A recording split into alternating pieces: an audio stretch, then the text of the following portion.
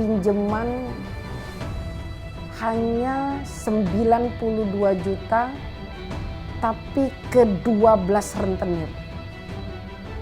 Itu ke kita tuh udah bawaannya mau bunuh diri aja, Mas. Gitu. Nah, pelan-pelan kita coba selesaikan. Dan kami tidak ingin juga menyelesaikannya itu kami kasih duit kepada yang bersangkutan. Tapi kami mengajak dia untuk ketemu dengan rentenir dan kami lunasi kepada rentenir.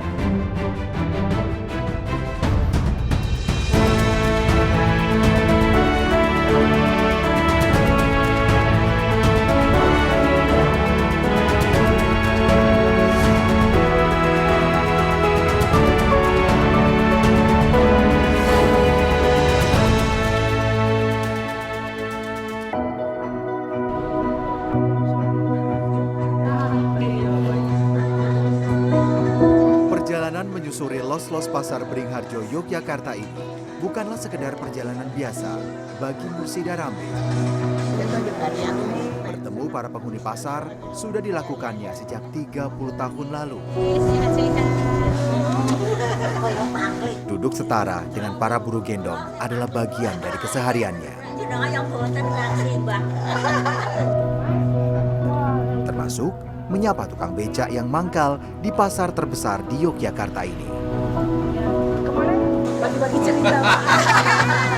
Silaturahmi yang dibangunnya ini punya misi penting, yaitu mengentaskan rakyat kecil dari jerat rentenir lewat lembaga yang dipimpinnya Baitul Mal wa Tamwil atau BMT Beringharjo. Lembaga ini memberikan layanan simpanan, pinjaman, dan pembiayaan berbasis ekonomi syariah. Berkat upayanya untuk terus konsisten, sudah banyak masyarakat miskin yang telah dientaskan dari jerat rentenir. Hutang-hutang anggota kepada rentenir dilunasi dan diganti dengan cicilan pembayaran ke BMT tanpa imbal jasa. Orang-orang yang telah ditolong juga berkesempatan meningkatkan taraf hidup dengan menabung sesuai kemampuan ekonominya. Inisiasi BMT ini diawali dengan modal Rp1 juta dari dompet duafa pada tahun 1994. Kini, setelah 3 dekade, BMT Beringharjo telah memiliki aset lebih dari Rp220 miliar. Anggotanya sudah mencapai 36.000 orang yang tersebar di 20 kantor di 5 provinsi.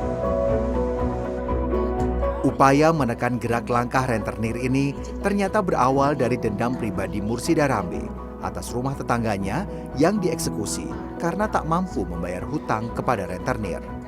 Padahal, uang yang dipinjamnya hanya digunakan untuk menambah modal jualannya sebagai pedagang kecil dalam memenuhi kebutuhan sehari-hari.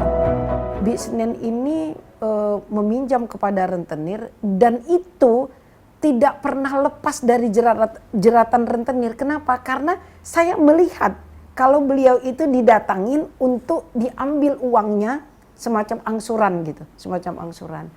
Dan berakhir kepada bisnis ini cukup menyedihkan gitu ya, karena berakhir dengan dieksekusinya rumahnya yang ada di Jalan Jawa gitu. Kisah kepedihan tentang rentenir ini ternyata juga dialami Rambe ketika BMT Beringharjo telah beroperasi. Dari sekian banyak kisah pedih yang pernah dialaminya, kisah yang satu ini tak akan pernah ia lupakan. Tetangga saya itu kena rentenir hanya gara-gara pinjam uang 300.000 untuk anak sekolah. Karena suaminya tukang, dia sendiri sebagai ibu rumah tangga, pinjam 300.000 dengan rentenir, berujung pada bunuh diri. Karena apa? Setiap hari didatengin oleh 7 rentenir. Setiap hari. Mau lewat pintu depan, pintu belakang, jendela, dan seterusnya. Kita bisa bayangkan, uang tidak ada dipegang, sementara tiap hari ada 7 rentenir untuk meminta angsuran. Akhirnya, ya udah tinggal ambil jari, Mas, gantung diri, meninggal.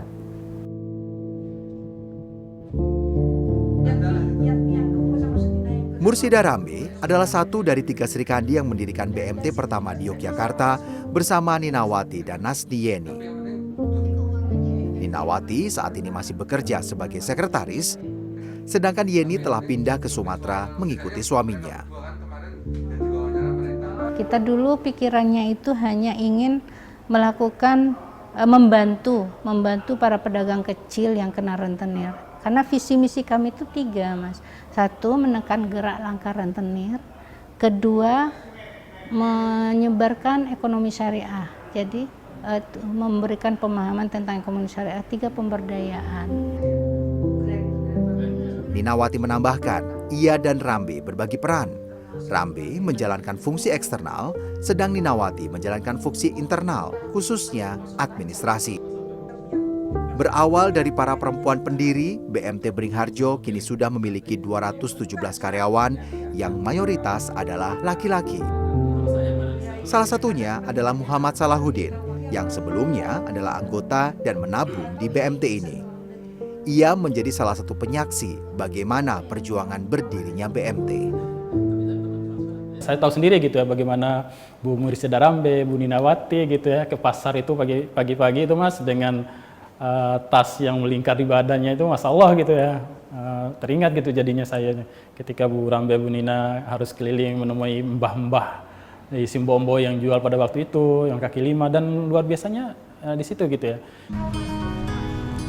Mursyida Rambe menuturkan, upaya membatasi gerak langkah rentenir sebenarnya tak langsung dilakukannya di Pasar Beringharjo, tetapi dari Masjid Mutakin Beringharjo.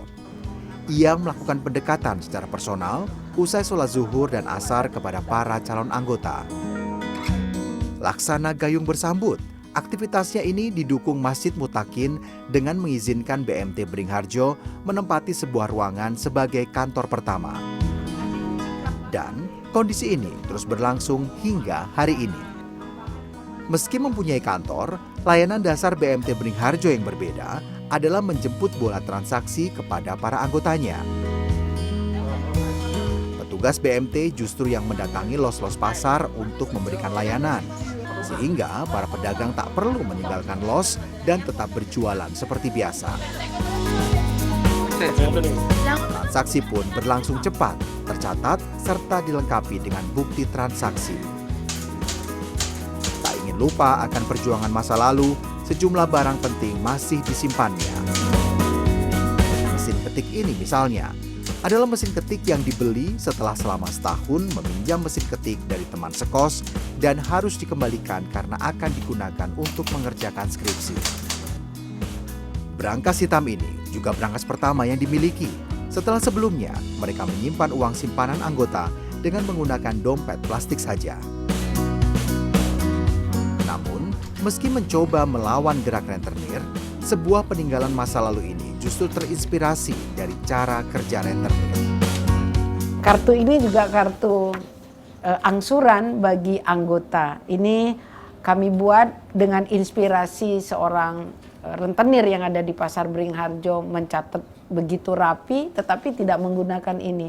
Ini adalah hasil modifikasi kami setelah kami banyak berbincang dengan rentenir seperti apa mereka prakteknya.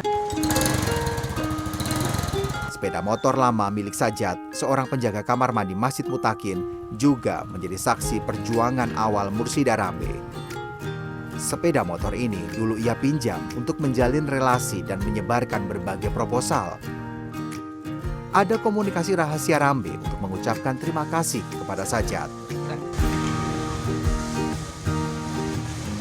Karena kami tidak cukup mampu waktu itu memberikan semacam sewa terhadap motor ini, maka saya selalu menyelipkan uang 2.000 ini di STNK Pak Sajat sambil mengembalikan kepada beliau dengan mengucapkan terima kasih, semoga ini menjadi amal soleh Pak Sajat.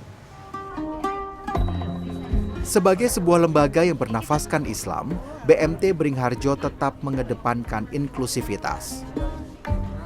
Kami menganggap bahwa Islam itu rahmatan lil alamin, rahmat bagi semua orang. Siapapun dia, agama apapun dia, etnis apapun dia. Dan di kami melayani semua agama, semua kalangan gitu ya, itu kami tetap layani dan kami merasa tidak ada kesenjangan antara satu dengan yang lain. Keberhasilan BMT Beringharjo tak hanya dirasakan warga di seputar pasar Beringharjo saja. Penyelesaian masalah rentenir terus berkembang ke pemilik UMKM, bahkan menarik perhatian para juragan atau pengusaha.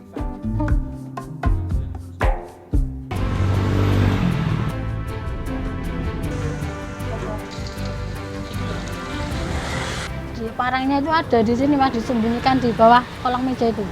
Tiap ada yang datang ya itu keluarin sama suamiku, dihadapin gitu.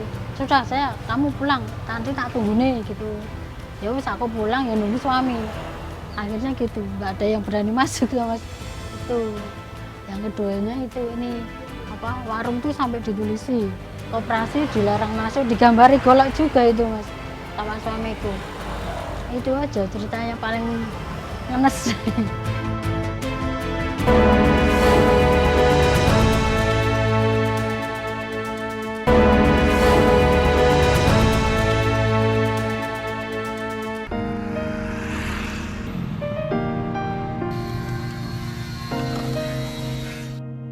Aprianti tak pernah menyangka akhirnya bisa lepas dari jeratan mimpi buruk berhutang kepada rentenir. Berawal meminjam rentenir tahun 2013 lalu, penjual angkringan ini sempat berhutang hingga lebih dari 100 juta rupiah hingga 2 tahun kemudian. Ia sempat berhutang ke 5 rentenir berbeda dengan masa pembayaran harian dan mingguan. Apri bahkan sempat pergi dari rumah untuk menghindar dari para penagih hutang. Saya pernah juga sehari nggak di rumah itu kan takut. Tiap hari dicariin orang sampai malam. Pernah kos juga saya Mas. Kabur dari rumah itu.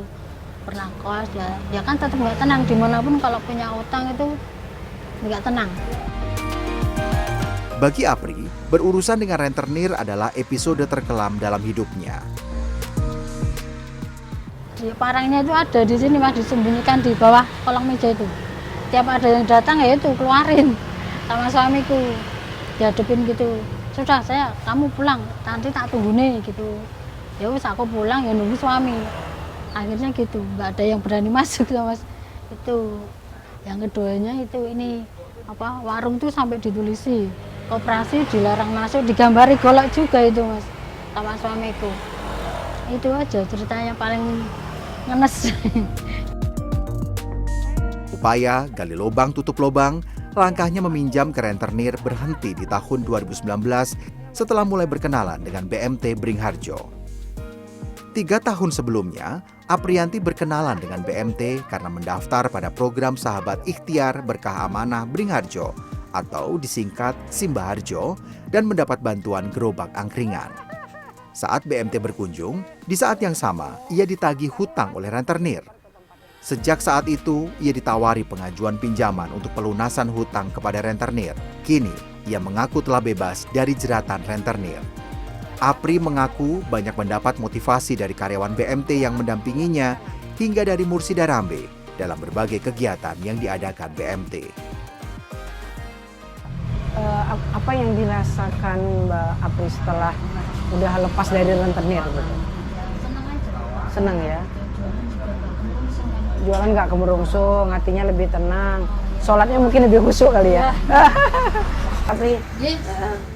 Aprianti adalah salah satu bukti bahwa kiprah Mursida Rambe dan BMT Beringharjo tak hanya di seputaran pasar Beringharjo dan Malioboro saja, tetapi telah melebar ke sisi pemberdayaan ekonomi masyarakat sambil membantu mereka lepas dari jeratan rentenir. Tak hanya itu, kemoncaran BMT Beringharjo juga telah menarik perhatian kaum juragan atau pengusaha. Salah satunya adalah Heri Zudianto.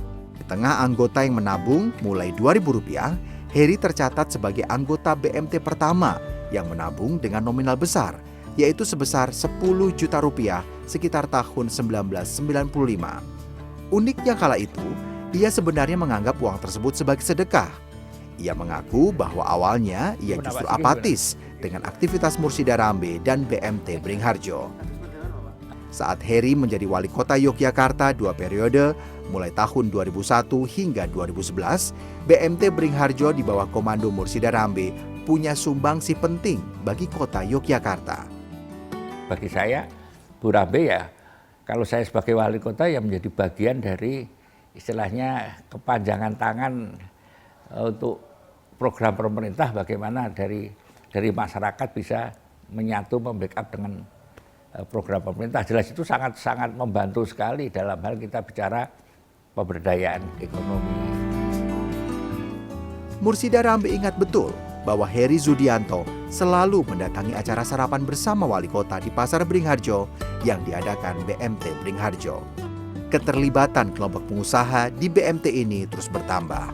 Meski demikian, Rambe mengatakan bahwa semua anggotanya diperlakukan sama, meski mempunyai latar sosial ekonomi yang berbeda-beda. Selain memberikan layanan di bidang ekonomi, BMT Beringharjo juga memberikan layanan bernafaskan religi. Setiap hari Jumat, usai sholat Jumat, para buruh gendong diberi layanan belajar membaca Al-Quran dalam Iqra Club.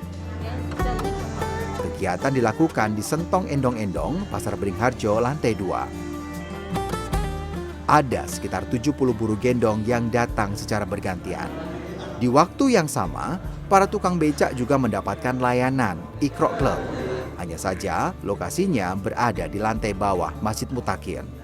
Total ada sekitar 50 tukang becak yang terdaftar sebagai anggota. Mereka semua adalah anggota BMT. Layaknya mengaji di Taman Pendidikan Al-Quran untuk anak-anak, mereka juga diwisuda setelah tamat mengaji Al-Quran. Bagi mereka, waktu mengaji justru menyita waktu mereka bekerja menghasilkan uang. Tapi menurut mereka, hidup tak melulu soal uang, karena uang tak akan ada artinya tanpa ketenangan hati. Suyatni misalnya, buruh gendong ini kini hidup lebih tenang setelah lepas dari jerat rentenir. Kalau sekarang karena berkat dari Bu Rambe, dia selalu mengasih saran, mengasih sharing obrolan, jadi kami bisa keluar dari rentenir. Sama Bu Rambe itu gini, misal kalau Mbak Yani mau nggak rentenir tadi bisa ditutup dari BMT, nanti Mbak Yani intinya pinjam dari BMT, nanti ngangsur dari Mbak Yani membayar rentenir. Sementara bagi Sutinah, kiprah dan kebaikan Mursida Rambe dan BMT Beringharjo telah melintas generasi. Sutinah bekerja sebagai buruh gendong karena menggantikan almarhum ibunya yang mempunyai profesi yang sama. Kan aku dulu nggak di sini, aku di rumah. Ya Simbok bilang kalau nanti di pasar ikut kegiatan pasar, ada pengajian, ada BMT itu ikutlah gitu Simbok, suruh ikut BMT gitu loh, gabung sama Bu Rambe. Ardi yang berprofesi sebagai tukang becak mengaku pernah mendapat pinjaman dari BMT. Ia hanya mencicil dana yang dipinjamkan tanpa memberikan imbal jasa apapun. Kalau mendapat bantuan ringan itu ya seperti bantuan, tapi harus mengembalikan dengan pengembaliannya 0%, tidak ada bunga sama sekali. Itu udah pernah. Yang jelas itu BMT mengasih uang untuk reparasi becak. Itu kalau nggak salah sekitar 200 atau 300 antaranya itulah. Saya juga lupa. Nah itu pengembaliannya bisa tiap hari, bisa tiap minggu atau bisa yang penting lunas sejumlah itu. Sebagai anggota, para buruh gendong ini juga tak jarang menerima bantuan dalam berbagai bentuk atau bahkan diajak berwisata secara gratis. Kita ngadakan outbound itu kebahagiaan kami ketika melihat bapak-bapak, ibu-ibu itu di acara outbound hanya tepuk tangan tapi ketawa yang sumringah, ketawa lepas, itu satu kebahagiaan yang tak terhingga bagi kami. Jadi itu sesuatu yang sangat menyenangkan ketika orang lain mungkin tidak peduli gitu ya, tapi kami sangat peduli untuk ingin bahagia bersama-sama lah dengan komunitas, kira-kira seperti itu. Itulah ya. Sesosok Bunda Rambe yang selalu mengajak kami buruh gendong baik terus. Amin, mudah-mudahan doanya. Mursida Rambe dan BMT Beringharjo bisa jadi sama seperti lembaga keuangan lain yang mengelola dana publik. Namun, ada satu hal yang mungkin tidak dilakukan lembaga lain, yaitu memanusiakan manusia sebagai manusia. Relasi kedua pihak setara, tanpa ada yang merasa kuat dalam relasi kuasa. Anggota dilayani dengan salam dan sapa, dan kadang duduk bersama tanpa jarak dan sekat.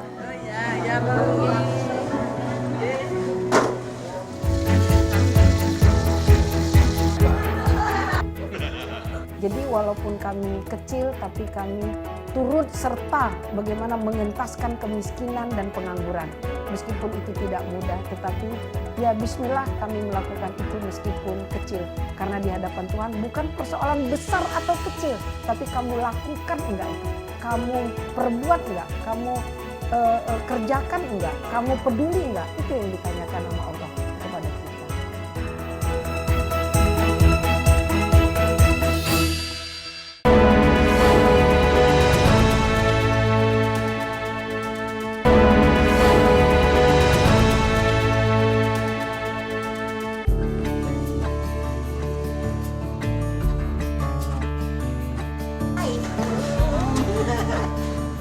Mursida Rambe dan BMT Beringharjo sudah mencapai berbagai capaian sejak lahir 31 Desember 1994 lalu. Berbagai penghargaan telah ditorehkan karena ketokohan Mursida Rambe sebagai tokoh perubahan maupun kiprah BMT Beringharjo hingga level nasional. Selain itu, lembaga ekonomi syariah ini juga bekerja sama dengan berbagai lembaga internasional di sebuah kesempatan. Dengan semua capaian Mursida Rambe, keluarga menjadi supporter terbesarnya. Jadi ada hak suami, ada hak anak, ada hak keluarga, ada hak karyawan, ada hak orang banyak gitu. Nah, bagaimana ini diatur sedemikian rupa karena tidak lebih dari 10 organisasi yang saya tanggung jawabin di Jogja ini. Ada pimpinan pusat Aisyah, ada Kopdawa Pedesaan, ada Yaumi, ada MES, ada Perhimpunan BMT dan lain sebagainya gitu. Sebelum menikah dengan Jumirin, Rambe memang sudah berkecimpung dengan BMT Beringharjo. Kini ia dikaruniai 3 anak yang sudah dewasa. Meski mengaku sudah terbiasa dengan kesibukan sang ibu, ada kalanya anak-anak Rambe butuh perhatian lebih. Kadang hari Sabtu Minggu gitu, walaupun kita tetap family time gitu, tetap pergi, tapi mama tetap angkat telepon, jam 10 malam tetap angkat telepon untuk kayak, Bu Rambe ini gimana ininya gitu, atau enggak bahkan orang-orang dari luar yang ingin belajar BMT tentang membuat BMT atau segala macam itu tidak kenal waktu ya, mama tetap angkat telepon, tetap merespon kayak gitu. Itu sih kadang sedihnya di situ ya, misalnya lagi mau bareng gitu, misalnya di restoran atau lagi makan atau lagi berenang, bahkan waktu itu kan mama tetap angkat telepon itu sih. Sementara itu, setinggi apapun capaian Rambe bersama BMT Beringharjo, ada peran sang suami, Jumirin, yang membuatnya selalu ingat agar kakinya tetap harus menjejak bumi. Ya kalau saya aja biasa-biasa saja lah untuk menjalani itu dalam kehidupan. Misalkan kan ada orang tahu ngantar siapa Pak? Yo ngantar juragane aku itu. Saya hanya sopir gitu. Itu loh. Kalau nggak tahu ya gitu. Sekalian malah nggak tahu. Kalau saya suaminya saya nggak mau saya gini-gini nggak mau. Udah biasa aja. Bagi keluarganya, Mursida Rambe adalah kebanggaan. Kalau misalnya ada predikat untuk ibu terhebat di dunia sih, mama pantas sih untuk mendapatkannya karena ya itu tadi mama seorang yang nggak pernah kenal lelah, mama itu selalu bersemangat buat dimanapun gitu, mau di keluarga, mau di lingkungan kampung, bahkan ya kalau misalnya mama diundang ke acara kepresidenan segala macam, mama selalu punya energi yang itu tuh positif dan bisa membuat orang lainnya tuh juga ikut bergairah gitu, semangat.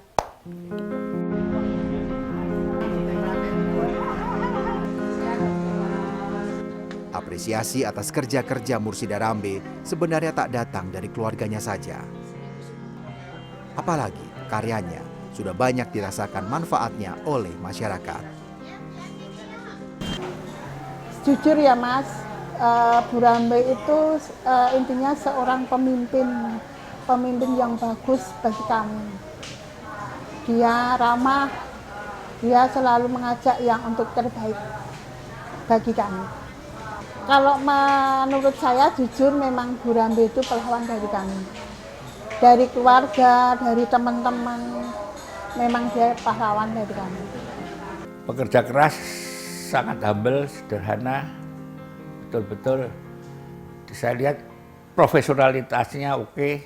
Ya, artinya saya tidak heran BMT akhirnya berkembang sebesar ini di tangan Bu Rambe ya, karena sifat-sifat pribadi dari sosok Bu Rambe sendiri itulah sosok yang memang modal dari sesuatu yang dipegang untuk menjadi sukses. Layaklah mungkin nanti suatu saat dapat bintang Mahaputra apa. Bu Rambe, you are a hero. Gitu aja. Bagi Mursida Rambe, capaiannya hari ini bukanlah bagian akhir dari episode hidupnya. Masih banyak bintang-bintang yang ingin digapainya. Dan sebenarnya masih banyak pekerjaan PR kita. Melihat kemiskinan hari ini bukan berkurang, pengangguran juga terus bertambah. Kalau boleh saya bermimpi dan memohon kepada Allah, lembaga ini bisa terus tumbuh, berkembang, memberikan kemanfaatan. Kemanfaatan itu tidak hanya untuk mereka pengguna jasa kami, dalam hal ini simpan dan pembiayaan, tetapi juga mereka bisa mendapatkan pekerjaan.